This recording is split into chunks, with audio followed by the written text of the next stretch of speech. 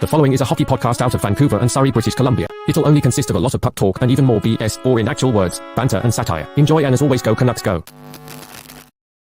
Wait, hold up, Trevor. Are you serious? We're not even talking about the real Nylander? I thought we were talking about Toronto, Vancouver making a trade. We're talking about the other Nylander? Where does this guy even play? Arizona? Like, are you...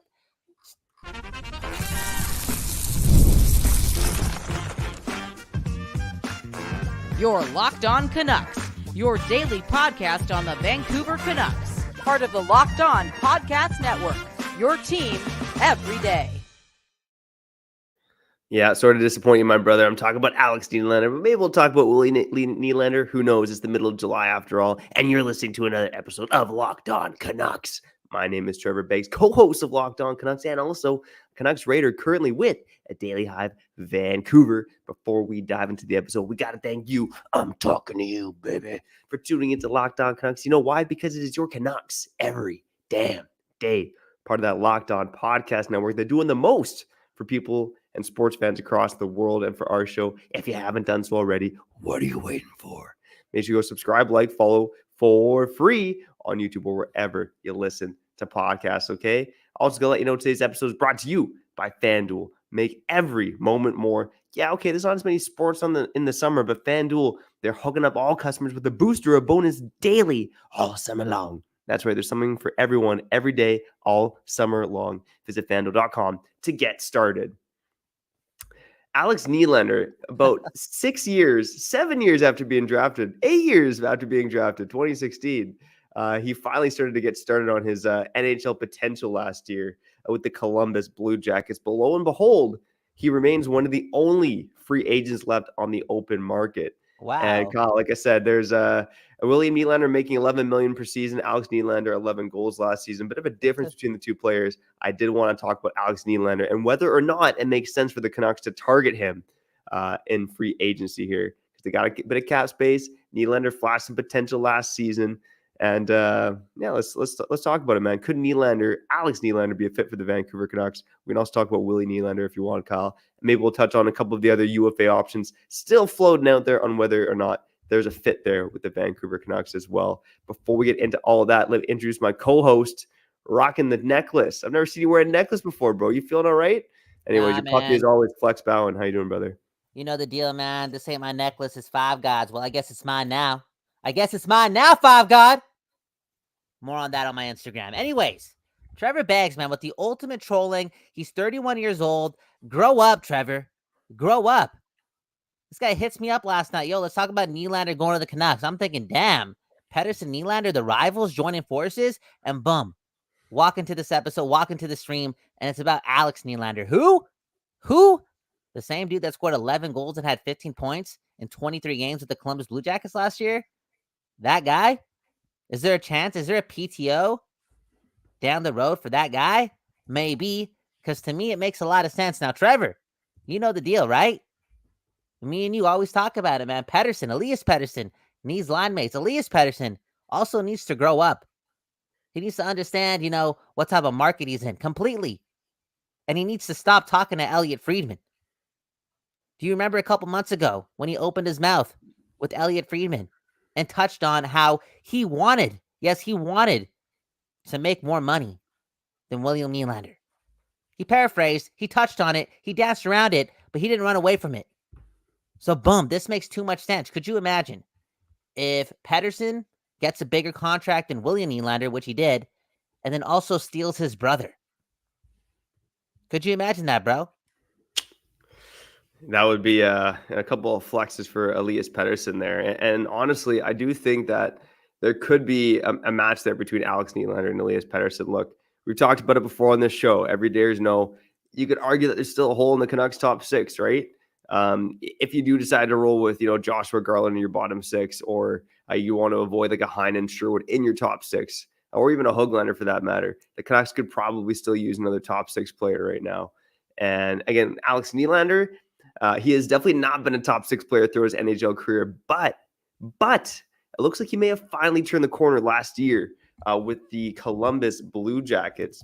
Now, with the Columbus Blue Jackets, Nylander, he had 11 goals and 15 points in 23 games. Whoa. And again, he was traded from the Pittsburgh Penguins to the Columbus Blue Jackets for a conditional round 6 pick and Emil Bemstrom. With a round 6 pick and for Emil Bemstrom. So again, kind of a nothing trade for a guy who hadn't really figured it out at the NHL level at all. His career high in goals. I mean, actually, I'll put it this way: before coming to the Columbus Blue Jackets, Alex Nylander had 14 goals in 98 career games, and then all of a sudden he gets to Columbus and he has 11 goals in 23 games. What do you think happened? What do you think happened? Like, who was he playing with? What are the like some of the reporters saying? What are some of the scouts saying about this guy? Because you would think that a guy with some pedigree, right? Father Michael Nylander, brother William Nylander, and then he gets an opportunity in Columbus and he scores 11 goals in 23 games. Now, Columbus, I feel as if sometimes their stats can get skewed because anyone can really step up and the team sucks, and it's not really indicative of the value to be getting for said player like Nylander. But again, there just seems to be a little bit of cachet there, and he's still not signed. Now, after finishing off that sentence, the more and more I talk about it, we mentioned a guy yesterday, right? Danton Heinen. Last year, a guy with some pedigree, but last year, going into the regular season, he didn't have a contract. And what did he do? He signed a PTO. So it looks like Alex Nylander is heading down that route.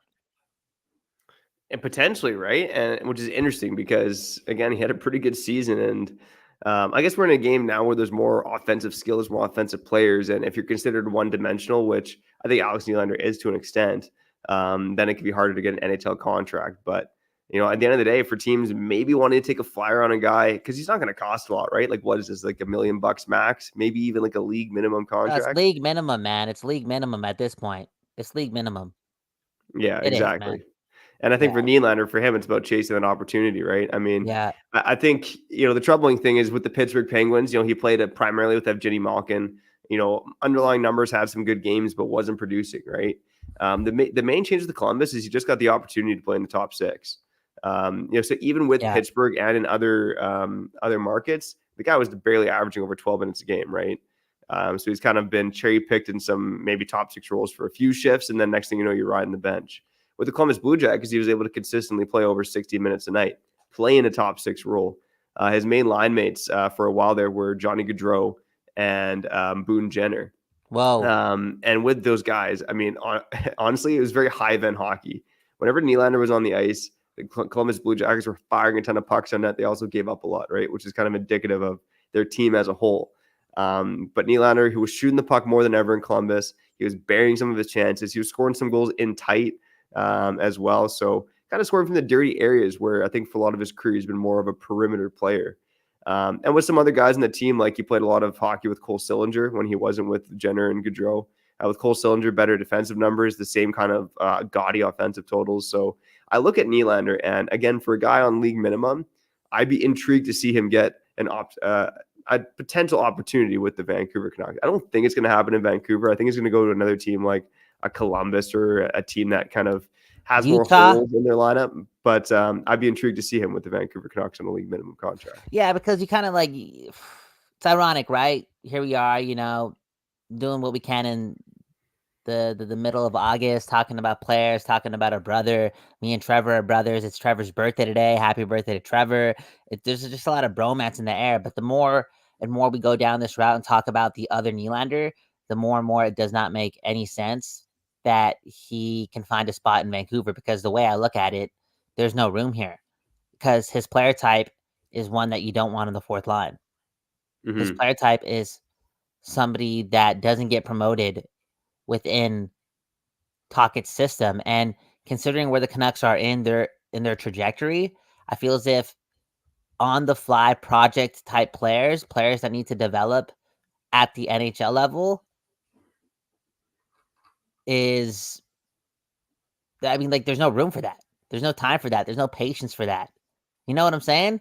Maybe if this was last year, but you know what, Trevor? Like, I also want to say this. I think part of the reason why we still have conversations like this and we still want to take attempts at grand slams is because I think there's a small part of us, or maybe a medium part of us, that isn't isn't confirming the fact that Pettersson has found his line mates. Mm-hmm. That, like Höglander can be that guy, and DeBrusk can be that guy.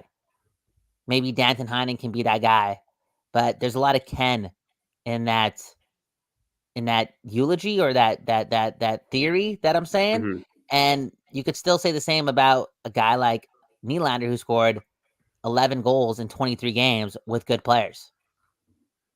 Yeah. But I'll say this. I mean, like you said, this isn't a Canucks team that can afford to have guys really develop in the lineup if they're not contributing or not bringing a baseline defensive game.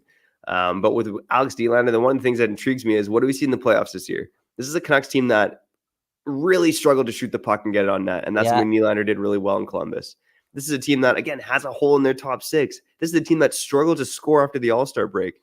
So for me, I think they made some good additions. We talked about that yesterday with the Heinen and Sherwood episode. I think the Canucks made some good strides towards rounding out their forward group, getting some guys in Heinen in particular who has been an above-average guy in terms of shooting percentage throughout his NHL career. But I think for me, it's just another dart throw. Throw another dart at the board at a guy who, again, was scoring at a half goal per game rate for over a quarter of a season there while playing with good players. And again, maybe there's something to be said there. Pettersson's a playmaker. Miller's a playmaker. They could use a shoot first guy on their line. And Nylander did prove to be that over a 23 game sample last season. Yeah. And again, some pedigree there. There's, there's a 2% chance that something like this does happen. I'm curious to see who else Trevor has on this list of UFAs that are still available. I feel as if we're in that area, especially with the Canucks cap situation and just like their roster deployment, where I don't see them signing or spending any of that money on free agents. I really don't. I feel as if it's more saving that money for possible trades. But if they do bring anyone else in, maybe these UFAs that, again, Trevor's going to talk about on the other side, have the ability to come in on a PTO and push guys like Höglander and Podkolzin straight up, and not even push them. But I mean, realistically speaking, I know they're different player types, so maybe you can bump Höglander down to the fourth line, and maybe Podkolzin can't beat Nylander. You know what I'm saying? And Nylander gets a shot with Pettersson. I don't know. There's just a lot of options, man. We don't know. Because at the end of the day, Pettersson may still very much need wingers.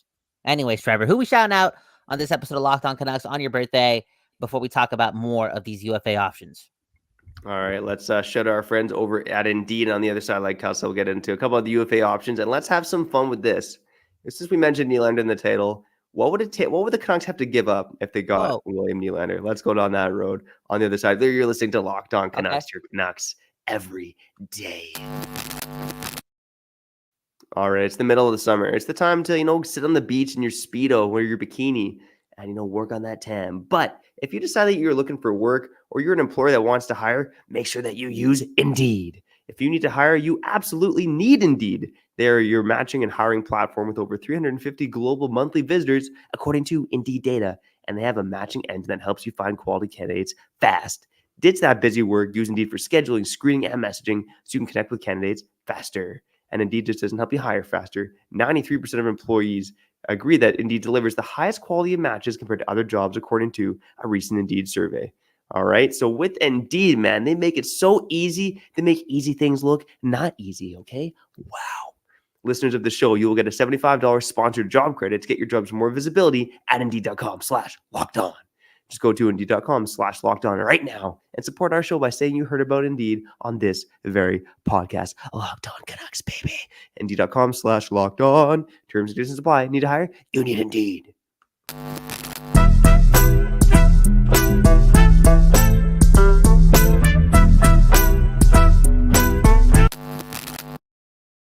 People, we back doing this. One love to Indeed, one love to you, and one love to those Art Lab for giving us the space and the patience to give you the show. Yes, Locked On Canucks, home of that West Coast buys, and home of Trevor Beggs, man. Trevor Beggs, man, your birthday, you're 31 years old. Again, this is not even a joke, man. Like, sometimes you gotta be realistic with your life, and you gotta understand that Father Time actually never loses. And back pain here, and you're gonna go on a hike and you're not gonna feel it, but the next day your groin is gonna hurt. And speaking of your groin, the next thing you know, erectile dysfunction, man. And it's nothing to be ashamed about. It's nothing to be scared of. It's something that you have to prepare for. Now, I wouldn't recommend just leaning on the blue pill. I would consider eating avocados, but leaving the skin on. And the same thing with oranges. So if you eat oranges with the skin on and avocados with the skin on, you can prevent ED. And now this is according to my own studies. Oh yeah, have you? So can you confirm that you've eaten avocado and orange rinds, and they've given you Just, a boner? and you know what, man? And just stiff, man. Wow. Just stiff for Nice. 16 hours.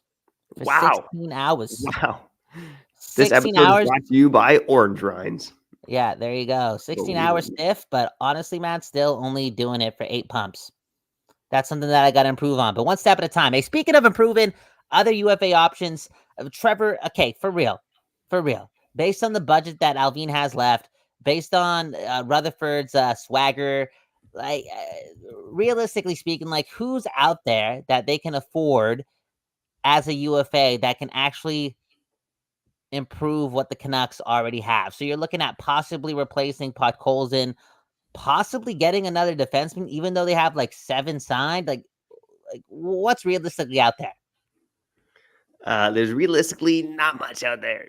There's not much, but there's a couple players to mention. I'll look at a couple forwards first. I think the other, in quotations, the big guy remaining is Daniel Sprong, right? Daniel Sprong, who's for whatever reason been a bottom 6 player the past couple seasons with Seattle, with the Detroit Red Wings. Definitely a bit of a power play merchant, to use that term. But the guy has just put up points while playing limited minutes over the past couple seasons. He still remains unsigned. And to me, for a Canucks team that has struggled on the power play, I wonder how much of a fit Sprong could be now.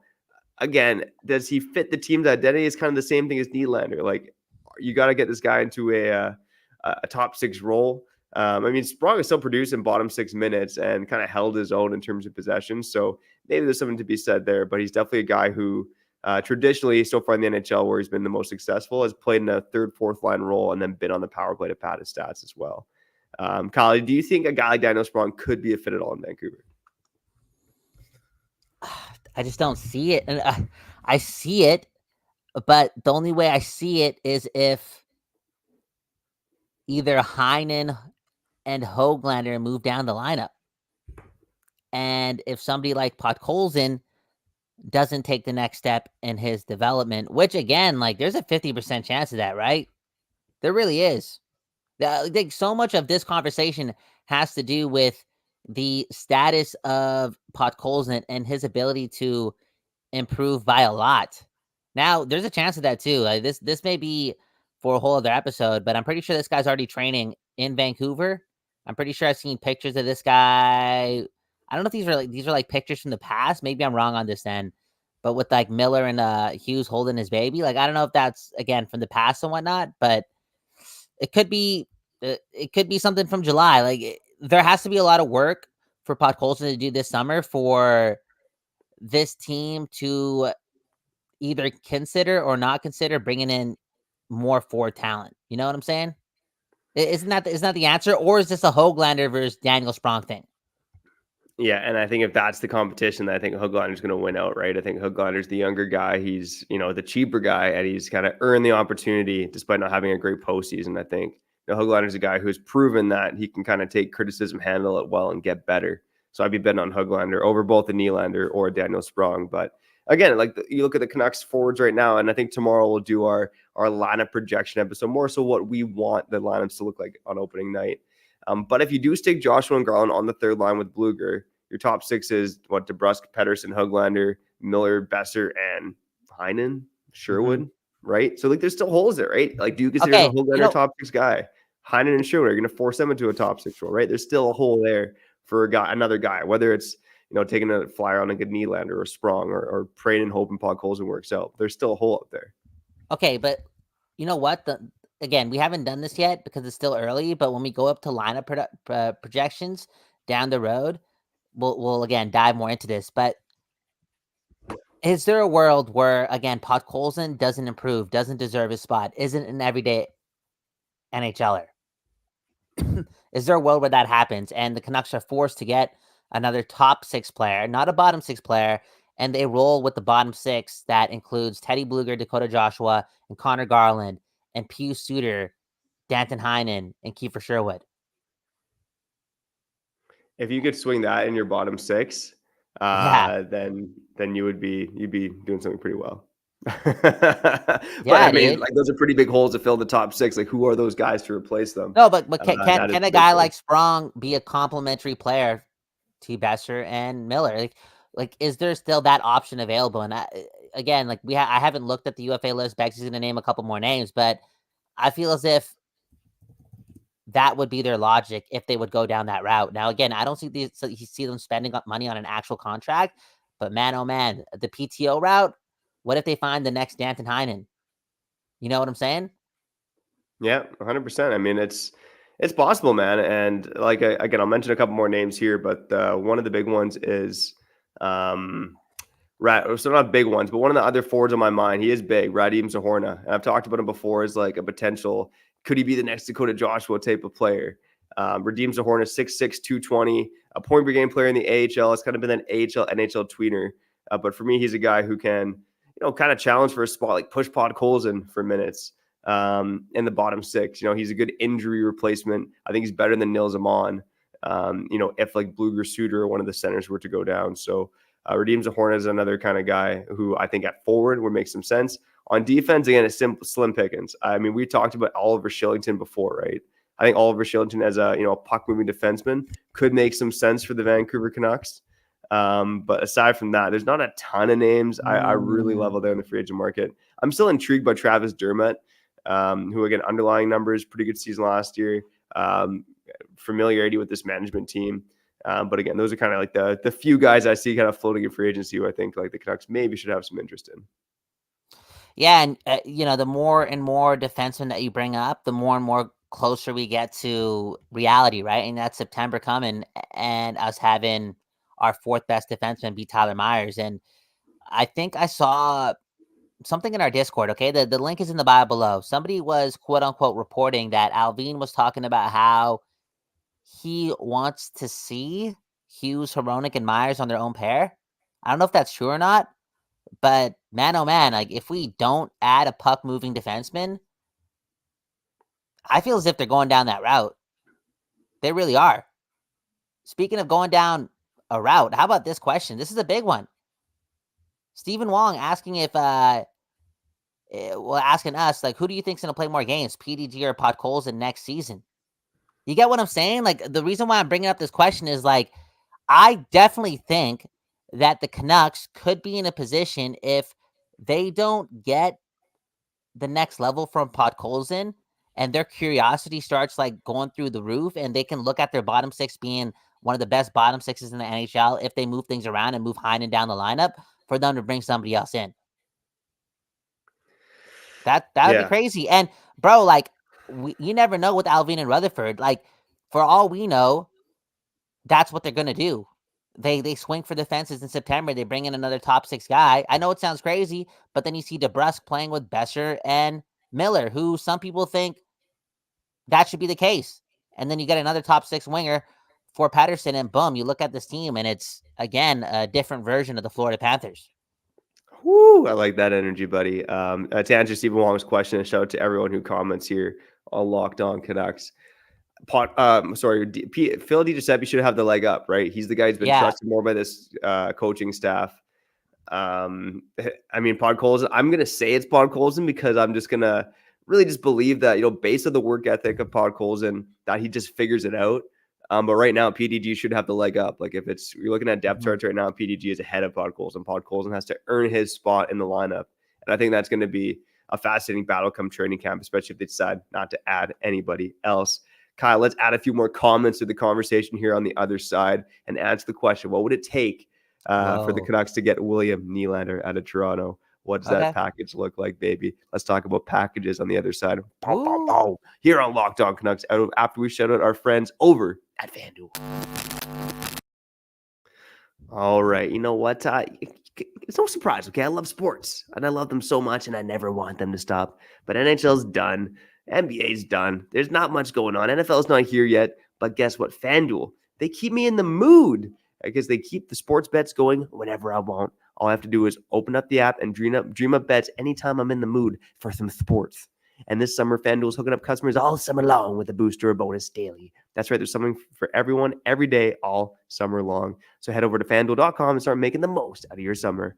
FanDuel, official sports betting partner of Major League Baseball.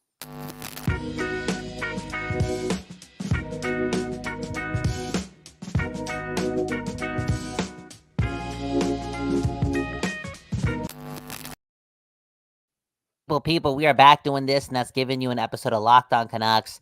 Man, oh man, the season, man, the regular season. What is it, like 10 weeks away? That's what it feels like, man. Training camp 6.5 weeks away. Not like, I don't know what the math is. Like, it's already July 7th, July 18th. What's the date? It's Trevor's birthday, man. Happy birthday to Trevor, 31 years old, closer and closer to, being more wise and having more dad strength and just being the coolest guy ever, but not closer and closer to maturing up. Because again, ultimate troll job on today's episode, ultimate clickbait, troll, dark, Illuminati type guy. But at the end of the day, you got a family to feed, I guess, right? That's what's happening here. I think the older you get, you still want to fulfill your dreams, but the older you get, you open the door to having kids. And if you got to join the Illuminati because you have children, I get it. I get it, Trevor.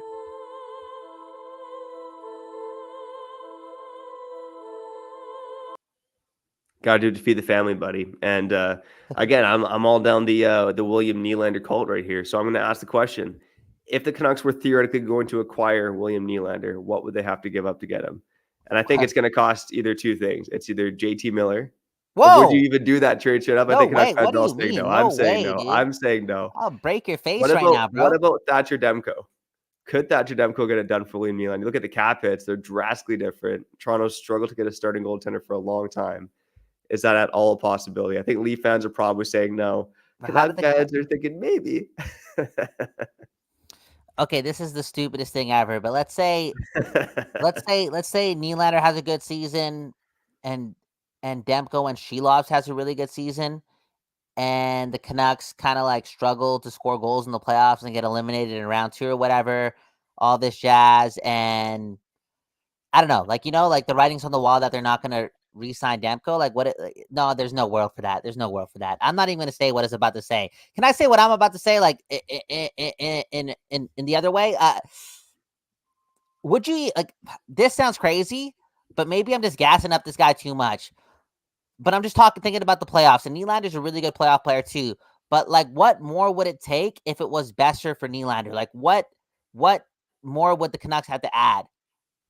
I know it sounds crazy. Nylander's an incredible player and all this jazz, and again, a playoff performer. But I'm having maybe I have this like affection for Brock Besser, like just everything he's gone through, how many times he's proven me wrong. Now I wanted to stick around. I feel bad for him. What happened in Game 7? All this jazz, like based on playoff success, like what more would it take if it's Besser plus for Nylander? Because the Demko thing makes no sense. Because Demko's contract's about to end. The Nylander's getting paid $11 million forever. The Miller, I think it's a Besser thing. Yeah, I think, and hell of a shot. I think he's another Trevor here says it'd be Demko plus for William Nylander. I honestly think it'd be like Demko and Besser. Like I think Toronto really values William Nylander, and if you're going to do that kind of trade, I mean, you're like your Vezina caliber goaltender and a top line forward for another top line forward doesn't really make sense for the Canucks. You probably have to get the Leafs to add at that point, especially considering the salary cap. I mean, the Maple Leafs do have one of the most interesting prospect goalies in hockey, Dennis Hildeby, 6'7", really good numbers in the AHL this season. So maybe the package is like Nylander and Hildeby for Demko and Besser. But again, we were really going down a conspiracy theory boulevard here. Again, shout out Stefan Johansson in the comments, our longtime listener from Sweden, at least an occasional listener, not an everyday. He says, why not trade Pettersson for Nylander? Then the Canucks will have a top 4 that actually produces goals and points all season long. Okay, all right. Remember, Elias Pettersson getting paid more than William Nylander. Recency bias says that William Nylander's sick, though, man. Nylander's sick, man. William Nylander in the playoffs. You know why I think he's sick? Because I feel like that guy's just so calm, cool, collected.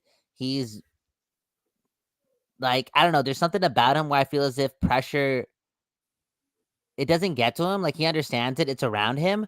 But the calmness in him allows him to just understand that he's the player, not the optics.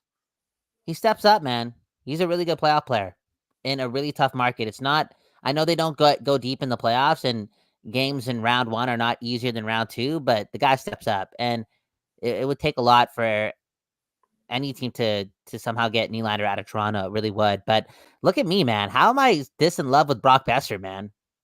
It's because the two-way ability, man. I think he's molding into the player, or already is the player, where Talkit can kind of point at and say to the rest of the team, like, this is how you got to play, and you're still going to get your looks. He's such a culture guy. Yeah, 100%. And I think we've seen it in the comments too here that Nylander is definitely not coming to the Canucks. I think someone commented that Talkit would drive him straight back to the airport because he's not a Talkit guy. And I think Mother Nuck is showing it the same thing. He prefers defensively responsible players. That's why Sprong is the opposite. Nylander is kind of the opposite too, and why Hogs keeps getting scratched.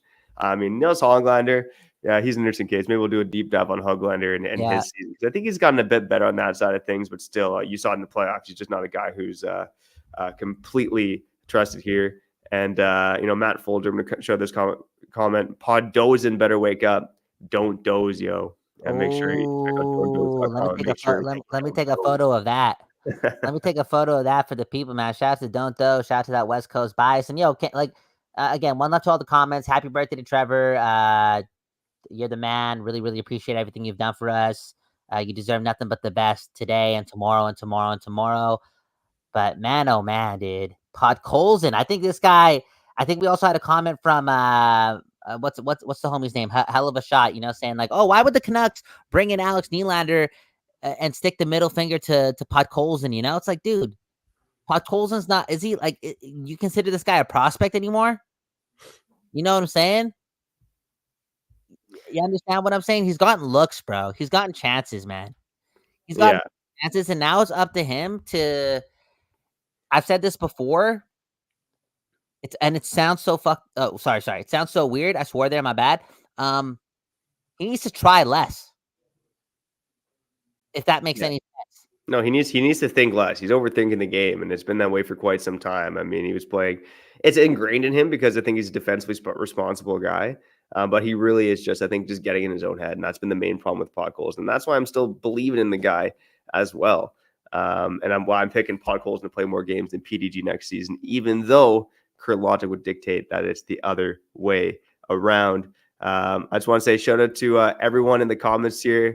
Appreciate the birthday messages from everyone. And everyone listening on Locked On Canucks, whether you're an everyday, whether you're an occasional listener, a first-time listener, a new subscriber, or you joined us on the live show on YouTube. Again, we appreciate each and every one of you. Again, Locked On Canucks ain't nothing without you listening. Final comment that I'm going to shout out goes to SK93. Begs trying to piss off every fan base in Canada. Yeah, did a good number pissing off Canadians fans this week. Hopefully, maybe we'll piss off a couple of Leafs fans with this episode. And the Jets, and we definitely pissed off Oilers fans this year. Yeah, I love it. The Jets, Flames, and Sens are next on our hit list. Canada's team, right? Canada's team. Oh, Canada. Oh, Canada. Oh, Canucka. You hear what I'm saying? Oh, Canucka. Begsy, sign us out, man. Hit the like button, subscribe to the channel. It really helps us out a lot. One love to Don't Doze. Hey, happy birthday, Trevor. Sign us out. Hey, let's go. Again, on tomorrow's episode, what Kyle and I want to do, unless we decide to do something else, is give our lineup projections for next season. Not what we think is going to happen, but what we want to see happen. So stay tuned for that. Again, it's Locked On Canucks, your Canucks every damn day. We got you covered, even in the middle of the summer. But for now, we got to get out of here. I'm Trevor Beggs. That guy's Kyle Bound, and you've been listening to Locked On Canucks.